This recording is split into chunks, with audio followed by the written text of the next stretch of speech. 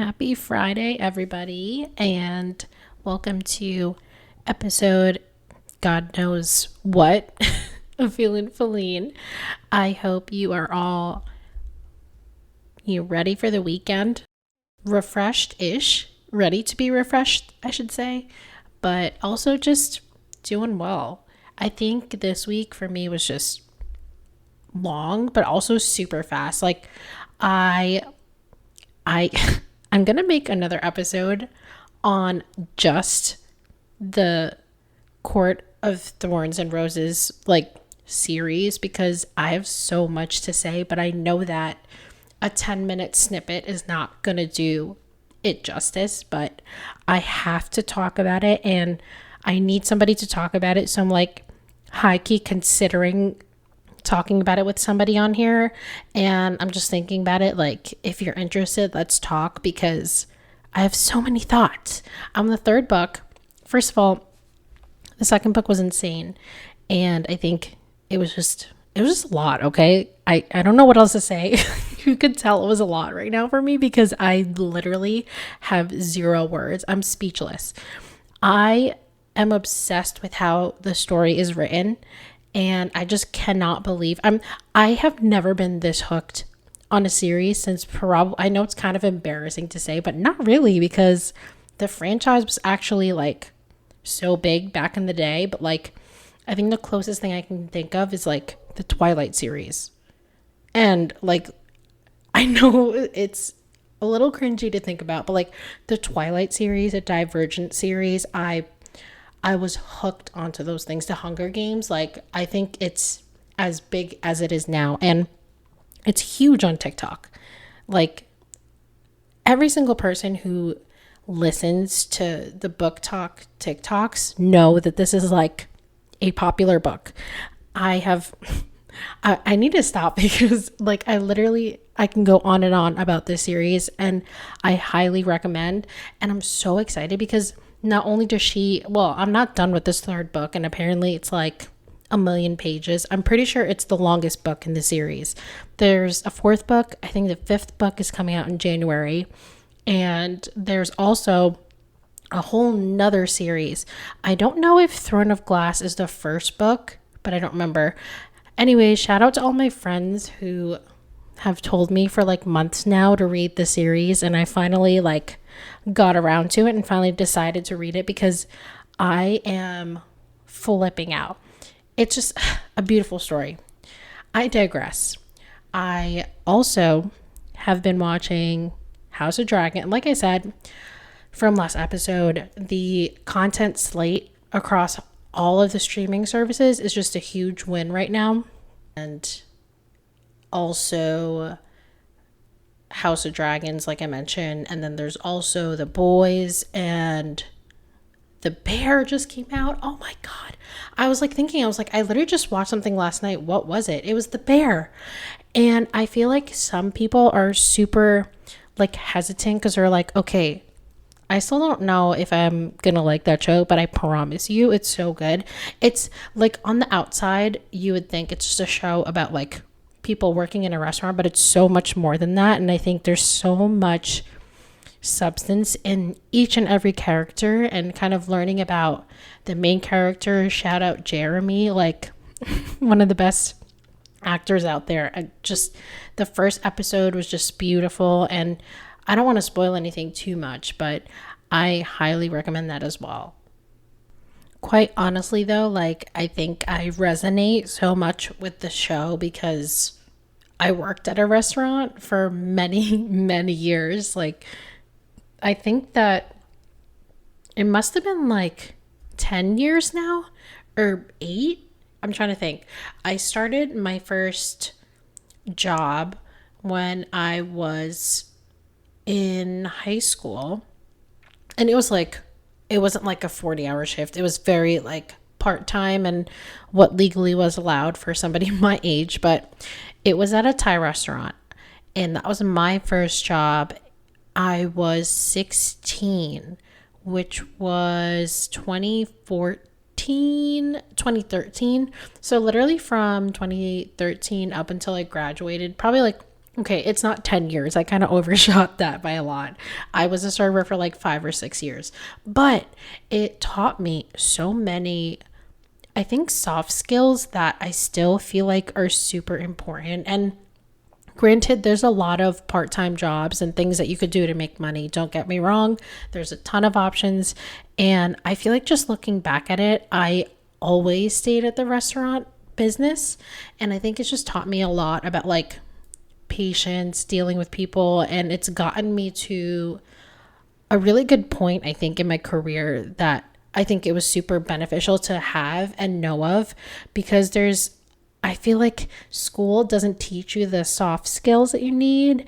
And it's not just like, I don't mean soft skills like preparing a presentation or like writing a report out or a memo. I think it's more of like how you have emotional intelligence with people, how you are aware of people's reactions and the fact that they have their own work, and just learning how to multitask. I feel like the multitasking part was super helpful for me just because, well, one, my mind is like constantly in like 20 places at once. So I think that serving has helped, benefit me in that aspect. I'm still convinced I have some sort of like high attention something. I don't know.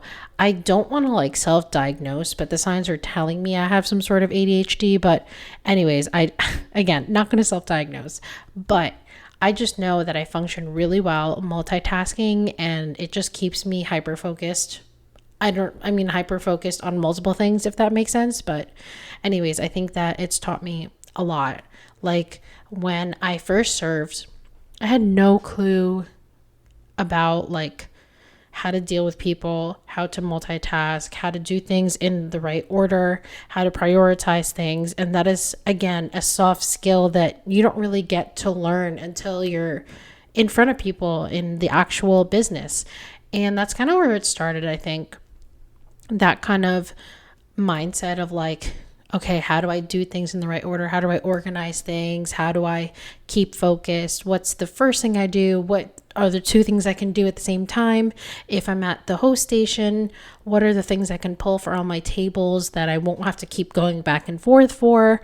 And that kind of stuff. I think, like just looking back at it, like you don't realize that like all your part-time jobs, all your internships, all of the new job things that you start with in the beginning before you graduate is not important. Like you don't think that, but that's really where you get the soft skills part. Like you could sit in class all day. You could sit in lectures all day and read the damn textbook and just know about the facts. But I still can't wrap my head around the fact that I feel like the education system doesn't really help us with the soft skills. And like I feel like just thinking about the fact, like looking back at it, like sitting in class all day listening to somebody talk, and yeah, we would have our occasional group exercises, but I still feel like that wasn't enough for me to learn like, I guess, soft skills. But again, like the presentations, and those are important. And just looking back at it, like I wish college had a lot more of that, because college is really structured, right? Like you have the occasional presentations, but for the most part, I feel like it's lecture, quiz, repeat, like midterm, final. And then when you get out into the real world, like they don't tell you the stuff that's going on. They don't tell you that women get paid less than men.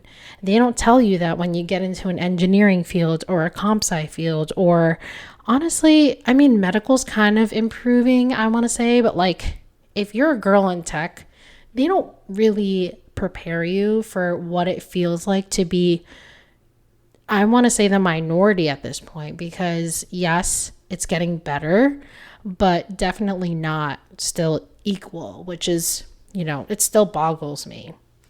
There's a few stories I hear, especially around family, friends, that still like honestly feel like they still make less than their male counterparts. And that's what's really hard, because I think that there's still that gap there, but I feel like it's something that we can't necessarily, like, I wish I could say that our generation will be the one to fix it, or even like the Gen Zs and everyone after us. But I don't know. Lately, I'd be confused. I feel like the generation after Gen Z is just like there. Like just watching their TikToks, what they do, and all the stuff. It's just further proof that social media is, although helpful, it's not quite great. But I will be embraceful or positive or open to AI. And I think that even though it is scary, there's so many things that can be done with AI. And I'm really excited to see where that goes. Also terrified because AI, but it's something that we may have to just embrace because it's going to happen either way. But I think that the soft skills, like that comes from our interactions, our work environment experience, and just the little things. And I think that that's where we don't realize that like every interaction we have shapes us and helps us become who we are in the workforce, if that makes sense. Because you don't realize it, but just even your day-to-day behavior, activities, like the way you deal with your personal life and all the things at home, that kind of does tie into how you work or who you are at work. And I find that so interesting because like obviously everybody goes to school, everyone gets a degree or not a degree, but I mean like at some point everybody sits in the same position, just depending on your career path. But I just find it interesting that, let's say, in a small room of people learning or getting a certification or getting their degree, like we're all sitting there, but also all of our personal lives are so different from each other. And I think I'm so grateful that I did end up staying at college my senior year, because like that exposed me to so many different cultures, and I think we don't really get to experience that as often anymore. And I think that like serving really opened me to that, not just because my coworkers were different cultures, not because my guests were also different cultures, but it's just the fact that like you're kind of being open to a new experience, a new, I guess, culture. Honestly, like the restaurant culture business is a whole nother beast, but it teaches you patience. It teaches you, remembering things, understanding things, and remembering the order of things, remembering how people want their food cooked, multiple things at once. And again, that just all ties into like honestly what I do at work, like the multitasking, trying to prioritize things and taking mental notes of things, and just, every little step of the way, it has shaped me to be who I am. And it's not just the positive stuff, it's also the negative stuff, but I'll get there. I think my first job out of college, like I was a server at the Thai restaurant, went to Ruby Tuesday, went to Olive Garden after that, and sort of Ruby Tuesday again. I don't quite remember the order, but that's my, I guess, like early experience with just how it is being a worker. But because of that, my first job was very, I think, just heavy on the fact of like trying to make people happy. And granted, that was also just me as a person. Like I always feel like I, want to serve somebody, but it was rough because I was only there for 11 months. And the manager I had was super micromanagery, and also like, not for nothing, my coworkers were also, they always seemed like they were better than me. And maybe that was just like a mental thing, but it always felt like they were higher than me. And I don't know, honestly, even one of them, like further into the experience, had told me like when she first met me, she thought that like I had no clue about anything. And it's literally because I just was out of college. Like, of course I didn't.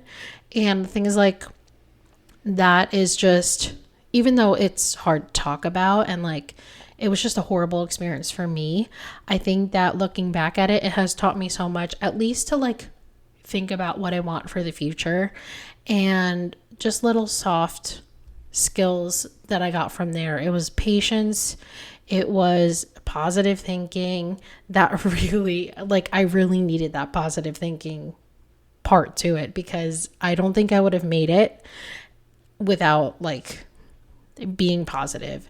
Luckily, I am naturally like a positive person, but even that, like, I was a positive person, and even that wasn't enough for me half the time. Like, I would go home about to cry every single day. Like, I had work anxiety, but I think that just ties into the fact that, like, when one is applying to jobs, to really think about it. I'm very quick on my feet, I think, when it comes to making decisions, which has its pros and has its cons. Like, the one con being I rush into things sometimes, and like, I feel like that's like the perfect example that I was rushing, because one, it was getting really close to the end of the school year, and everybody was getting their cool jobs and whatever. And like, I just felt like this is my last shot. So after that, I really looked, but also with purpose, and made sure it was something I wanted to do. And my second job, oh my gosh, I grew so much from that job. And I think, again, how I was in my first job really affected how I was at this second job. Like, I was so traumatized that I felt like I couldn't even work without kind of like cringing away, because I was like low-key scared. I was like, no, I hope this is okay. Or like, I would ask my manager, oh, is it okay if this and this? But thank you to the stars above, my manager was wonderful, and he had taught me so many things about like just speaking up, giving my own ideas, giving me room to have my own thoughts without it being a problem, and also just like not being a micromanager. And when I say micromanager, because I think the definition of that is very muddled nowadays, I think that this was like one of the worst cases. I literally like had 30 minutes lunch break, like a strict one. And no joke, I like was over by 5 minutes, and I had gotten a call from the manager that like asking me, why are you back from lunch after 35 minutes? I'm like, are you joking? Like, after that call, I literally started looking for jobs, because I was like, F this. One, you don't pay me enough for this. Two, I don't deserve this. And for a while, like, I thought I did, which also just ties with how my mindset was at the time, just my whole life situation. I was not fully confident in myself, but it taught me to stand up for myself, I should say. But it taught me to, just like push back on people, because they're not always going to be 100% right. And that's something that, again, just working has taught me. And they're not going to teach you that out of school. They're not even going to teach you that, in any job. Like, it's just how you handle certain situations. But it was hard too, because at the time I still didn't have that, I guess, clear mindset, or like understanding mindset, that maybe there was something going on with like the other person who was managing me. But I never really thought twice about it, because one, I just didn't deserve to be treated like that.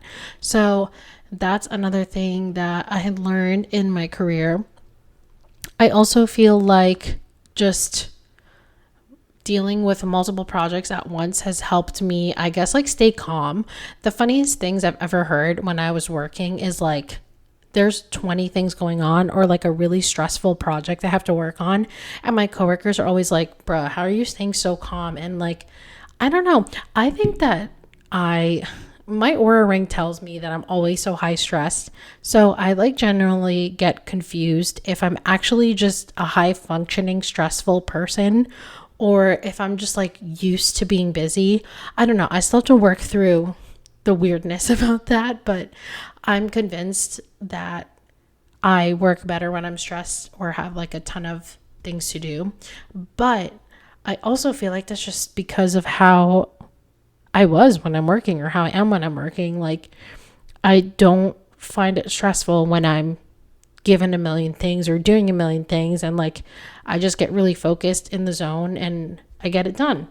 So I don't know. I think that that's helped me so much these days, and just kind of looking back at it, even though again my first job was just a horrible experience, it's constantly a reminder for me when I go and look for jobs, or like when I wake up in the morning, or when something stresses me out at work, like to not take it so seriously. And that was like one of the biggest things I had to get over time with my career, especially.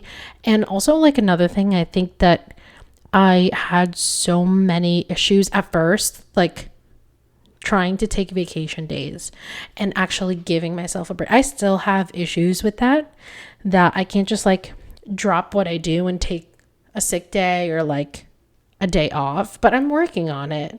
It's just still really difficult for me. So that's another thing. And then I even just like understanding how people are across the camera, across the room, that's a soft skill we don't really get to understand. But the thing is, like, the only way we can learn of that or understand it more is to like honestly listen to podcasts, listen to classes, have like classes specifically on emotional intelligence. There's kind of a different way to handle different types of people. And I say this honestly, even like outside of work, even in your personal relationships and everything, there's different ways to handle things with different people. And the only way we really get to practice that in our personal lives is to get, like, it's kind of sad. It's kind of to get into uncomfortable situations with people. Like, that's the only way. If you and people around you are always good, which God bless you if you are, like, in a perfect world, that's what I dream for myself. If you are always okay with everybody around you, and there's not like any situation that comes up that you have issues where you have to like talk about it and try to work things out and express your feelings, like, power to you. However, I know for like 98% of normal people, we often or sometimes have issues with other people where we don't feel comfortable speaking up. And the thing is, when that happens, it just builds up inside of you. And I've seen it plenty of times in people around me and people I don't know that well. And it just explodes. Like, you get to social media and you start being petty, or you start acting different, or you just are so full of these negative emotions and so many things to say that had you said it, it would have just been so much easier. So I think that in the personal part of me, it's easier for me to do that. I think like therapy has just helped me be better and like speaking up when something's bothering me, because I, for the longest time, was just that type of person. Like, yes, if I saw something, it would bother me, I would hold it inside, not forget it, be petty for a while, and then like get over it. Sometimes you do have to do that, because like even in the work environment, if someone, annoys you a little bit and it's really not that big of a deal, it doesn't need to be brought up all the time. But like if it's something that's, I feel like, festering up inside you and just like building up, I found that it just, like, lately at least, it's bothered me so much that like I'm just like fed up, and I'm like, oh my God, I'm just gonna do it. Like, I'm just gonna tell person how I'm feeling, like whoever. And I think that also ties into getting comfortable with like talking to management about how you actually feel about your job. And I still struggle with that. Like, don't get me wrong. I struggle because I can't just tell people if like I'm having issues with work. Like, of course, it's really hard to say something like, hey, I'm bored, or hey, like, I don't like what I'm doing, or, I don't think this is it for me. But things like that, you have to kind of just practice. And I feel like every time the opportunity comes up in both your personal life and work, I think it's important to kind of embrace that and try to explore that uncomfortable feeling, because ironically, some of those soft skills you are trying to build will only come from those uncomfortable places. So that's where we stand on that. And it's, I think, helped me in so many ways to like be more connected with that uncomfortable feeling. There's been a lot, I'm not even exaggerating here, a lot of uncomfortable things I've had to bring up. And it's not really, well, it was like wedding conversations, because we've had to talk about that quite a lot, obviously, because it just happened. But those uncomfortable conversations have to be said. And it's not uncomfortable like, oh, we're about to argue, but it's like, okay, what's our budget for this? Or, okay, do we need to talk to our parents, or our parents are looking to invite so-and-so? But that's just, I think, the tip of the conversation, the awkward conversation iceberg, okay? That's a year and a half or 2 years or however many years you're engaged. Only that time span are going to be having those kind of conversations. But the conversations of, oh, I think what so-and-so did the other day really bothered me. Should I say something? Like, that can happen at any point in our lives. And I think that really is something that I have to work on, because I find that just in general, I like to keep things to myself and not really like talk about things. And that's where it gets hard, because I linger on those thoughts, right? I linger on the discomfort. And again, like I've talked about this with my therapist multiple times, but when you do get hung up in the uncomfortable feeling, I almost feel like you can't really be 100% every day. And it's a weird feeling, I think. So that's like something I still kind of have to work on in the work environment. Not that anything is currently bothering me, but it's more of like wanting to be able to express how I feel, or like if I want to do more work, to be able to be comfortable talking about it. And my manager, like, I'm very lucky that my manager at my current job is just super amazing and open to communicating. I'm blessed in that way, because like I look back at how all of my previous experiences have been, and again, I've been lucky this time and the last time to have that sort of relationship, but it still makes it really difficult. But that being said, it's also been something helpful for me to like keep writing things down, if that makes sense.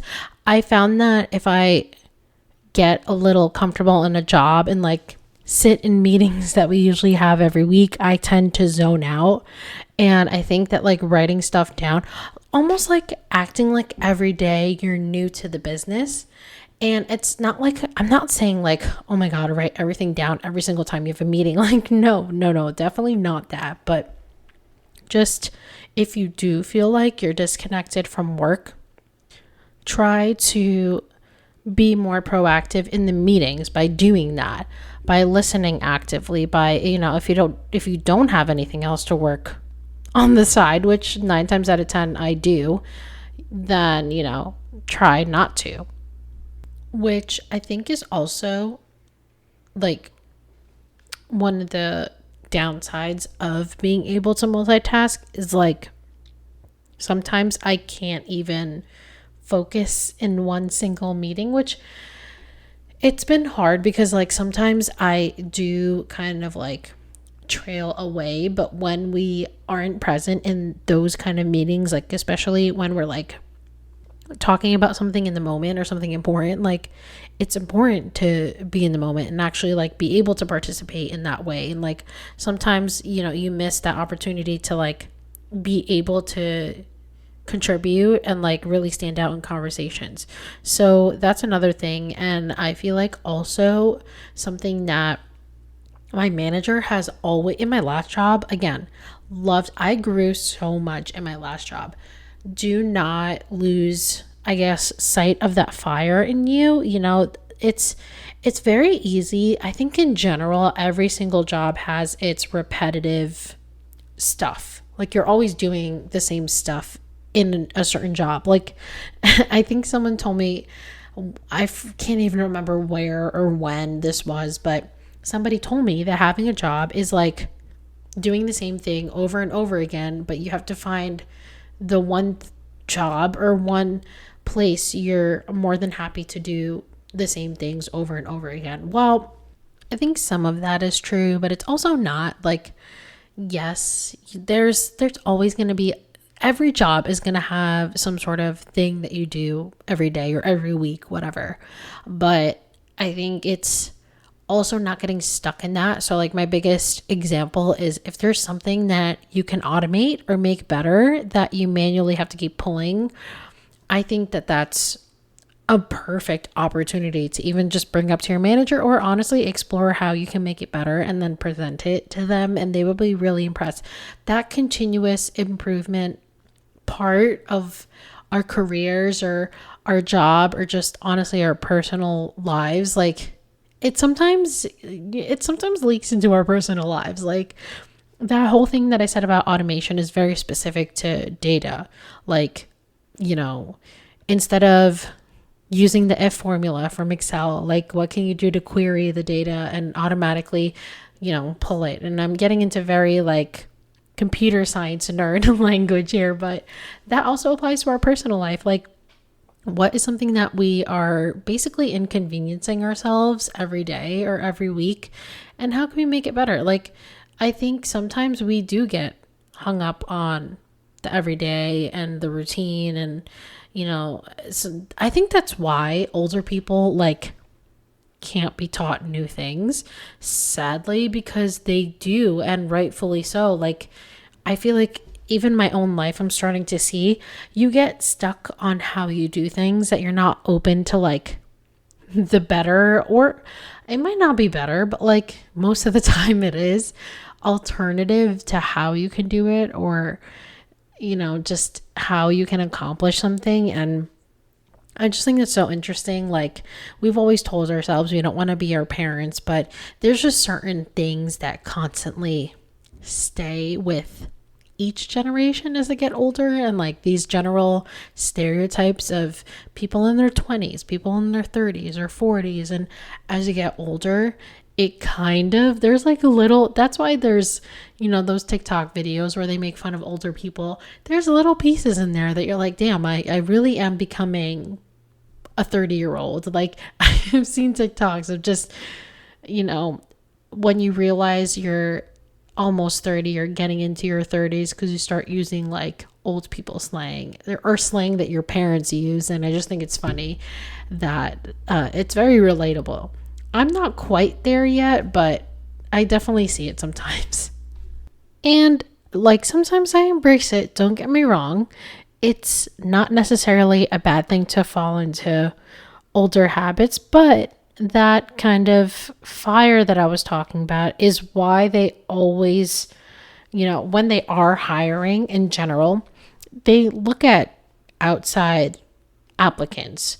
And I'm not saying that like the preference is outside applicants, but it's just somebody who's a fresh look.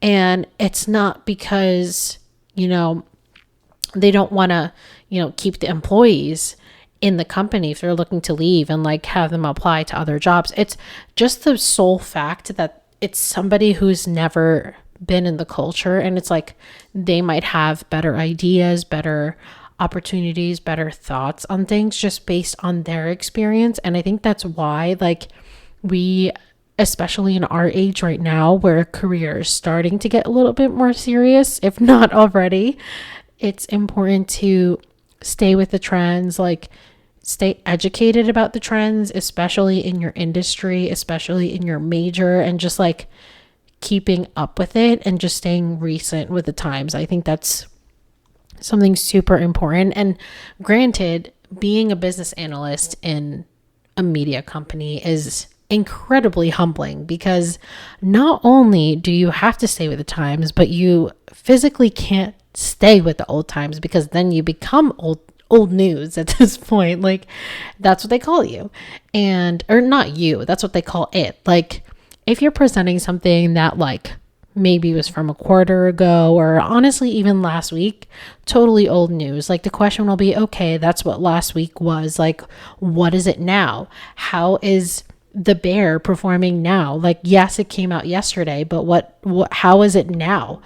And I think it, like, this industry like forces me to stay recent, but had I not stayed in media and like continued with science, I think especially science, like engineering, science, even just like routine things like being an assistant or doing data work or scheduling, there's so many skills that I think still we can like continue to refresh ourselves, because there's always new ways to do things. And I think that having that fire in us in our 20s is like super important. It keeps us, I guess, competitive, like compared to the new people that keep graduating. You know, it's how we stay driven, it's how we look driven, especially to our managers. And kind of like, even if you want to be a manager one day, just like picking up on those soft skills and, you know, keeping it with you and trying your best to like stay involved. I think that's been one of my biggest issues too. Well, I think it's also like partially I've just been so busy with the routine work. Like, our team has kind of cut down in size because people have left, but that's like totally a whole nother story. But I think still trying to make that time to like see where you can improve, even if it's not to show somebody, like for yourself. Like, how can you make tomorrow easier for you? That was one of the questions that my manager always asked me, like, how can you make tomorrow easier? And that just, again, totally applies to home things as well. Like, is there something that you know you could fix, you know you can make better, and you know you have time for? Like, make the time for it. And these things, which, okay, not all of it's free. Like, to learn things, it's not all free, but furthering your education if you want, or honestly, like, you don't even need to further your education at this point. There's so many free tools, if not like websites that don't even cost that much to teach you things. And it's kind of hard to, you know, get past something if you need a certification. Like, you definitely have to take the class, but there's things out there that you can learn for free, or like if you have the downtime, like make the time for it. That's something I've been working on too, just like not being on social media and stuff like that. But it's been really hard. I know, like, especially in the summer, a lot of people's vibes are just like, I want to enjoy. But like, you could sit at the beach, and like, if you're gonna sit there anyways, like, you don't need to be scrolling the entire, everyone in Jersey, all my friends, how long are we at the beach? Like, what, 8 to 10 hours, or honestly even longer? Like, you're there, for me at least, I go to the beach at like 7 in the morning. Well, okay, 8 in the morning or 9. I try to make it before the beach rush, because it gets crazy out here with people driving to the beach over the weekend. But you go there in the morning, you can stay there honestly until the sun goes down. And nowadays the sun goes down at like 9 o'clock. And next thing you know, like, okay, yes, you can go out to eat, but for the most part, you're sitting there and doing nothing. So like, you could read a book, you could listen to something educational or something that teaches you things, or just being a little more purposeful in what we do or listen, or how we use social media. That's what I'm saying. Like, especially with AI or social media, we can't necessarily escape it, unfortunately, but like, putting it to good use is where it's at. Like, I use TikTok, well, for a lot of things, like to laugh, and I also endlessly scroll. But if you're looking at recipes, like, I use it to find things to cook. I use it to, well, this is also not really that good, but don't use it to look up like medical advice or supplements or things like that. But I guess stick to the more factual things. And I think that in general, it's just been really helpful if I have like things that I'm thinking about, because one, it's also comforting to know that people also feel the same or are experiencing the same things. And honestly, I've learned about a ton of rare diseases because it just comes up. Like somebody's TikTok page is about some, I don't know, like 1 in a million rare chance illness. And I'm like, oh, damn, like it's cool, cool to be educated about. Obviously, it's not cool that they have it, but just educational purposes. Like sometimes it is good, it is helpful. So that's like something about a little snippet about social media, my little feelings about it. I'm always on the fence if I like it or not.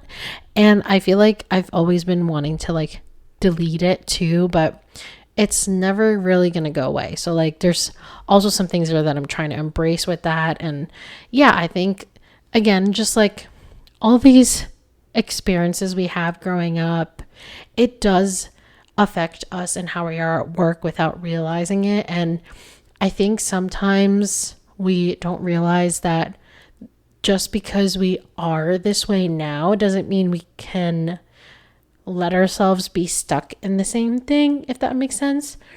There's always chances for us to be better, chances for us to grow, chances for us to, just talk about things more and be more open with ourselves. And I think the performance reviews are really where we, get nervous. Like I think the last time, I don't know if it was just this job or the last one, I had something that like, it was just an area of improvement, but I felt so bad about it. Like, but why though? Like we should always have some piece of us to improve or work on because that's what makes us human. But that's also how we measure growth over time. Like we're never going to be fully grown and fully perfect people, especially in the work field or even personally.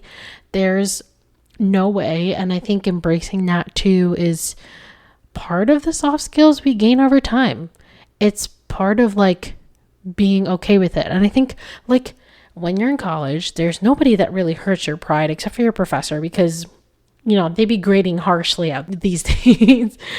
And, but end of the day, like, I think that ties a lot into how you studied, how you answered the question. And that can get pretty self-critical sometimes, but not really, because for the most part, it's a multiple choice and it's a very straightforward answer. But when you get out there in the workforce, like there are people that humble you. There are people that, one, know things better than you, two, have been there longer. And sometimes without them even knowing, they, push your pride a little bit. And again, that's a practice. Like I know my sister has just gotten out of school and she has had some occasions where, it's not about like whether her coworkers know more than she does, but it's just in general, like one does feel, when you're new, you feel like you don't know anything, and rightfully so, because one, you're new, but you have to like let yourself be okay with that because you're going to learn over time. But then there's also just like having conversations in meetings where,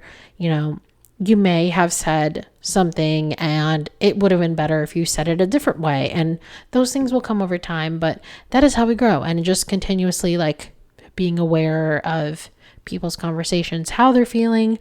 I think even honestly, like just the general like thought that people working with you, people in your lives are just human, that they will mess up and they, it's okay. Like you can bring it up to them and you will mess up too, and people can bring it up to you. I think just like reminding yourself that everyone around you, including your director, including your parents, your siblings, like everyone around you, your manager, your boss's boss.